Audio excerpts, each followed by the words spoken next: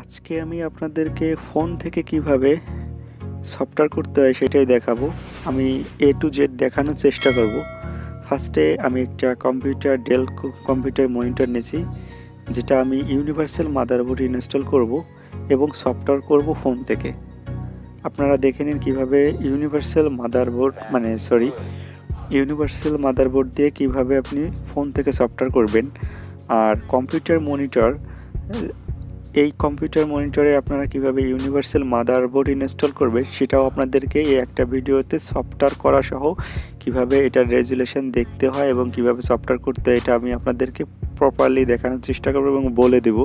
ভিডিওটা যদি স্কিপ না করেন, ফার্স্টে আমাকে যেটা করতে হবে, এখানে যে মেইন যে এলবিডিএস কেবলটা আছে এটা আমি ফেলে দেব, কারণ এখানে আমাকে নতুন একটা এলবিডিএস কেবল ইনস্টল করতে হবে। তো এটা আমি ফেলে দেব। আর এখানে যে এলবিডিএস কেবলটা আমি ইনস্টল করব এটার ভিসিসি সাপ্লাই অবশ্যই দেখে নিতে হবে। আর প্যানেলটা আমার 5 ভোল্টের প্যানেল, আপনাদেরকে আমি দেখিয়ে দেব কিভাবে বোঝা যায় যে এটা 5 ভোল্টের প্যানেল না 3.3 ভোল্টের প্যানেল। দেখেন আমি এখানে একটা এলবিডিএস কেবল দিয়ে দিচ্ছি, যেটা ভিসিসি সাপ্লাই আমার রাইট সাইডে রয়েছে। আপনাকে অবশ্যই ভিসিসি সাপ্লাইটা খেয়াল করে দিতে হবে, না হলে কিন্তু প্যানেলে যদি উল্টো ভোল্টেজ পড়ে যায় তাহলে আপনার প্যানেলটাই খারাপ হয়ে যাবে। এরপর একটা ইউনিভার্সাল মাদারবোর্ড নিতে হবে। তো আমি এরকম একটা মাদারবোর্ডে আপনাদেরকে সফটওয়্যার করে দেখাবো। আর এইটা হচ্ছে পাওয়ার সার্কিট। আমি আপনাদেরকে প্যানেলটা একটু খুলে দেখাই, কারণ খুলে দেখানোর একটাই উদ্দেশ্য হচ্ছে কি যে আপনাদের একটু দেখানো উচিত যে এই প্যানেলটা কয় ভোল্টের আর কিভাবে বুঝতে হয় যে এটার প্যানেল কত ভোল্টের। অবশ্যই আপনারা এরকম কম্পিউটার মনিটর আসলে যদি আপনাদেরকে টেলিভিশন অর্থাৎ ইউনিভার্সাল মাদারবোর্ড ইনস্টল করতে হয়, এটার যে মেইন মাদারবোর্ডটা ফেলে দিয়ে অবশ্যই আপনাকে দেখে নিতে হবে যে প্যানেলটা কত ভোল্টের এবং এর ভিসিসি সাপ্লাই কোন দিকে আছে। দেখেন এখানে একটা মাত্র কয়েল আছে, আমি যদি আপনাদেরকে একটু দেখাই, দেখেন এখানে একটা মাত্র কয়েল আছে, হয় এটা 5 ভোল্ট না হলে 3.3 ভোল্ট। তো অবশ্যই এটা 5 ভোল্টের প্যানেল হবে, কারণ যে টেলিভিশনের যে কার্ডটা ছিল ওটা 5 ভোল্টেরই, মানে আগে যে কম্পিউটার মনিটরের যে কার্ডটা ছিল ওটা 5 ভোল্টের। আমি ওটা চেক করে নিয়েছি। আর অবশ্যই আপনারা ডাটাশিট দেখবেন, এটার মডেল নাম্বার দিয়ে সার্চ দিলে আপনারা প্যানেলের ইনফরমেশন পেয়ে যাবেন। সেখানে পিক্সেল আর হচ্ছে আপনার প্যানেল ভোল্টেজ অর্থাৎ ভিসিসি সাপ্লাই কোন সাইডে আছে এবং কত নম্বর পিনে আছে, কোন সাইডে আপনার ভিসিসি সাপ্লাই আছে এটা আপনারা দেখতে পাবেন। আমি যদি আপনাদেরকে এই প্যানেলের রেজুলেশনটা দেখাই, দেখেন এখানে মডেল নাম্বার রয়েছে, এই মডেল নাম্বার অনুযায়ী সার্চ দিলে আপনারা রেজুলেশনটা পেয়ে যাবেন। তো আমার রেজুলেশনটা হচ্ছে 1600x900। তো এটা হচ্ছে রেজুলেশন। আমি ফার্স্টে ফোনে ওটিজি কানেকশন অর্থাৎ আমি ওটিজি কানেকশনের মাধ্যমে পেন ড্রাইভটা দিয়ে দিছি, ফোনের স্ক্রিনে চলে আসলাম। ফার্স্টে আমাকে যেটা করতে হবে আমার পেন ড্রাইভটাকে ফরম্যাট করে দিতে হবে বা মেমোরি কার্ডটা ফরম্যাট করে নিতে হবে, যেটা আমি দিচ্ছি এটা আমি ফরম্যাট করে নিব বা ডিলিট করে নিব। এরপর আমার মেমোরি কার্ডে আমি চলে আসবো। আপনারা দেখতে পাচ্ছেন পাশে প্যানেলের মডেল নাম্বার রয়েছে আর পাশে আমার লেফট সাইডে আমার কার্ডের নাম্বার রয়েছে। তো আমি কার্ডের নাম্বার অনুযায়ী রেজুলেশন দিব। রেজুলেশন আমার দিতে হবে 1600x900। ঠিক আছে, এইটা হচ্ছে আমার পিক্সেল অর্থাৎ প্যানেলের রেজুলেশন। আপনারা এই যে মডেল নাম্বার দিয়ে সার্চ দিলে আপনারা ভিসিসি সাপ্লাই সহ রেজুলেশন কত ভোল্টের প্যানেল ডিটেলস পেয়ে যাবেন। তারপর আপনারা সেই অনুযায়ী সফটওয়্যার ডাউনলোড করে আপনারা ইনস্টল করবেন। তো আমি এখান থেকে সফটওয়্যার থেকে 1600x900 পিক্সেলের যে সফটওয়্যারটা আছে ওইটা আমি কপি করব। ঠিক আছে, আপনারা দেখুন কিভাবে আমি কপি করি। এখানে আমি দেখেন এখানে আমি যে এখান থেকে সিলেক্ট করলাম, সিলেক্ট করার পরে এখান থেকে আমি কপি করব। কপি করার পরে আমার ইউএসবি বা পেন ড্রাইভে নিয়ে নেব, এখান থেকে পেস্ট করে দিলাম, ব্যাস। তারপর এখান থেকে আমি এক্সিট হয়ে বেরিয়ে যাব। আপনাদেরকে খুব সিম্পলি শর্টকাটে দেখানোর চেষ্টা করতেছি যে কীভাবে আপনি ফোন থেকে সফটওয়্যার করবেন। দেখেন আমি সফটওয়্যারটা কিন্তু এখানে দিয়ে দিছি, আপনারা দেখতে পাচ্ছেন এখানে কিন্তু আমার বিন ফাইল আছে। তো ফোন থেকেও কিন্তু আপনারা রার ফাইল বা জিপ ফাইল ভাঙতে পারবেন, বিন ফাইল করতে পারবেন। নেক্সট একটা ভিডিওতে আমি আপনাদেরকে দেখানোর চেষ্টা করব। তো দেখেন আমি এখানে সফটওয়্যার করে দেব। তো আমার যেহেতু পেন ড্রাইভে সফটওয়্যারটা আমি ফোন থেকে নিয়ে নিয়েছি, আপনাদেরকে আমি এবার দেখাচ্ছি। দেখেন আমি এখানে কার্ডে পেন ড্রাইভ কানেকশনটা করে দিলাম। আপনাকে এভাবে করতে হবে আমি যেভাবে দেখাচ্ছি। এবার আমি পাওয়ার ইন করব। এখানে সকেটে পাওয়ারের যে পাওয়ার চার্জার কুইনটা দিয়ে দিলাম। দেখেন এখানে এলইডি গুলো করছে, এবার এটা ব্লিং করবে। দেখেন একটু ব্লিং করতেছে, হয়তো ক্যামেরায় হয়তো ভালো বোঝা যাচ্ছে না, কিন্তু আপনারা একটু খেয়াল করলে বুঝতে পারবেন। দেখেন এখানে ধীরে ধীরে ধীরে কিন্তু আপনার এলইডিটা ব্লিং করতেছে, আর আমার এই পেন ড্রাইভে কিন্তু একটা আলো দেখা যাচ্ছে। আপনারা খেয়াল করবেন, অবশ্যই আপনারা একটু চেষ্টা করবেন পেন ড্রাইভে যাতে আলো জ্বলে বা কাঠিরে যে আলো জ্বলে এরকম একটা পেন ড্রাইভ ব্যবহার করতে। আপনার যদি সফটওয়্যার নেওয়া হয়ে যায় তাহলে এলইডিটা একটু ফাস্ট ব্লিং করতে পারে বা থেমে যেতে পারে। তো এক্ষেত্রে এই প্যানেলটায় হয়তো বা এলইডি সফটওয়্যার নেওয়ার পর একটু ফাস্ট এলইডিটা ব্লিং করবে। এখানে যে স্ট্যান্ড বাই এলইডিটা আছে, অনেক সময় 1 মিনিটও নেয়, অনেক সময় 15 সেকেন্ডের 30 সেকেন্ডের ভিতরে সফটওয়্যার নেওয়া হয়ে যায়। তো আপনারা দিয়ে দেখবেন কোন প্যানেলে কত সময় নেয়। দেখেন এখানে কিন্তু আমার সফটওয়্যার নিয়ে নিয়েছে, আর আমার এখানে পেন ড্রাইভের ভেতর কিন্তু এলইডি ব্লিং করছে। অনেক ক্ষেত্রে পেন ড্রাইভের ভেতর এলইডি ব্লিং করে না, তো সমস্যা নেই। মানে আমার এই পেন ড্রাইভটা এমনই, সফটওয়্যার নেওয়া হয়ে গেলে আমার এলইডি ব্লিং করে পেন ড্রাইভের ভেতরে। অনেক সময় দেখা যায় কি আপনার এই পেন ড্রাইভে এইখানে যে স্ট্যান্ড বাই আলো রয়েছে আমার সেন্সারে, এটাও অনেক সময় ফাস্ট এলইডি ব্লিং করে কোনো কোনো কার্ডে, সব কার্ডে না।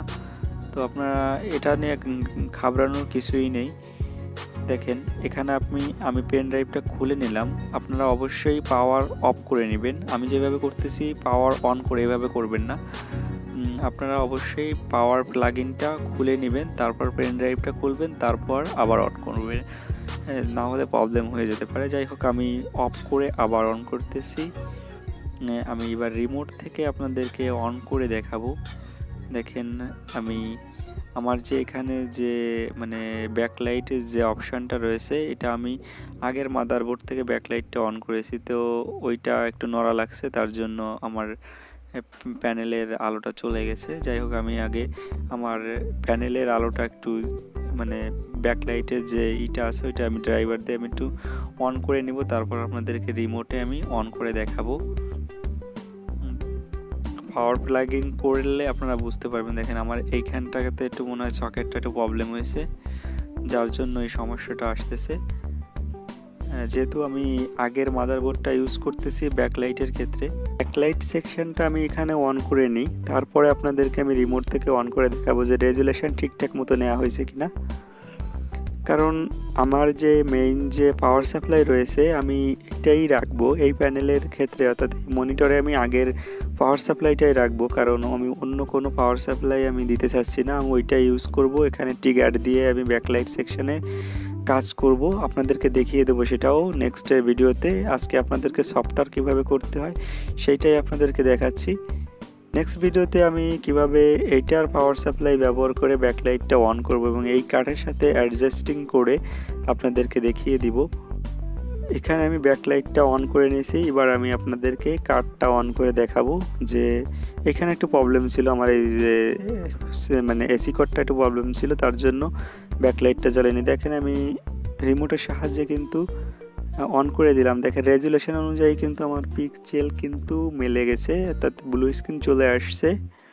তাহলে বোঝা যাচ্ছে যে আমার মানে আমি যে আপনাদেরকে ফোন থেকে সফটওয়্যার করে দেখালাম এটা কিন্তু খুব সহজেই আপনাদের দেখানোর চেষ্টা করলাম। আপনারা কিন্তু ফোন থেকেই করতে পারবেন, আপনার দরকার নেই ডেস্কটপ কম্পিউটার। আপাতত আপনি ফোন থেকে করেন। আপনি যদি নতুন হয়ে থাকেন এলইডির কাজের, তাহলে আমি বলবো আপনি ফোন থেকে করেন। আপনার কম্পিউটার বা অন্য ল্যাপটপ এগুলো দরকার নেই, ধীরে ধীরে করেন। আগে আপনাকে কাজের বেসিকটা জানতে হবে, তারপরে আপনি ধীরে ধীরে সব কিছু করবেন। তো আমি আপনাদেরকে ফোন থেকে কিভাবে সফটওয়্যার করতে হয় সেটা তো দেখালাম।